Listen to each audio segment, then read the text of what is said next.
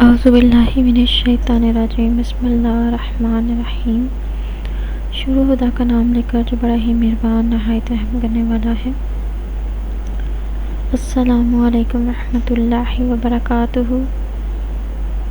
سننے والے تمام لوگوں کو ہمارے چینل کی طرف سے خوش آمدید۔ مجھے امید ہے کہ آپ سب لوگ خیریت سے ہوں گے، اور میری اللہ تعالیٰ سے دعا ہے کہ اللہ تعالیٰ آپ کو صحت و تندرستی عطا فرمائے اور آپ کو دنیا و آخرت کی بھلائی عطا فرمائے، آمین۔ دوستو، آج میں آپ کے لیے نہایت کارآمد وظیفہ لے کر آئی ہوں۔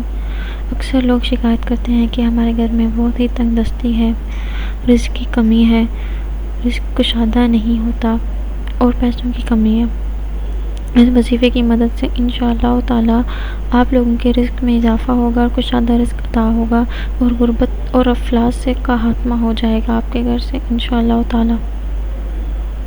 وظیفہ بتانے سے پہلے میری آپ لوگوں سے درخواست ہے کہ آپ یہ ویڈیو اپنے تمام دوستوں کے ساتھ شیئر کریں جن کو ضرورت ہے، اور جو کہ چاہتے ہیں کہ وہ غربت اور افلاس سے بچ جائیں، اور وہ ان کے غربت اور افلاس ختم ہو جائیں ان کی زندگی سے۔ اور اس ویڈیو کی برکت سے انشاءاللہ تعالیٰ ان تمام لوگوں کو بہت فائدہ ہوگا، اور آپ لوگوں کے لیے بھی صدقہ جاریہ کا ذریعہ بنے گی یہ ویڈیو انشاءاللہ تعالیٰ۔ دوستو، آپ لوگوں نے وظیفہ اس طرح سے شروع کرنا ہے کہ آپ لوگوں نے کسی بھی نماز کے بعد آپ جائیں نماز پر بیٹھ جائیں، اللہ تعالیٰ کے حضور حاضر ہو جائیں۔ آپ نے تعقدات میں تعقدات میں پڑھنا ہے درود شریف۔ سب سے پہلے درود شریف پڑھنے کے بعد آپ نے سورہ اخلاص پڑھنی ہے۔ سورہ اخلاص ایک مرتبہ پوری پڑھنی ہے۔ اس کے بعد جب آپ نے دوسری دفعہ پڑھنا ہے تو آپ نے اس کو کچھ اس طرح سے پڑھنا ہے: قل هو اللہ احد اللہ الصمد۔ صرف اور صرف دوسری آیت تک آپ نے اس کی 2 آیتیں پڑھنی ہیں۔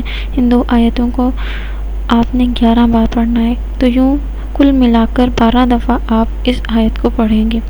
اس کے بعد آپ نے 3 یا 7 مرتبہ جتنی دفعہ بھی آپ نے شروع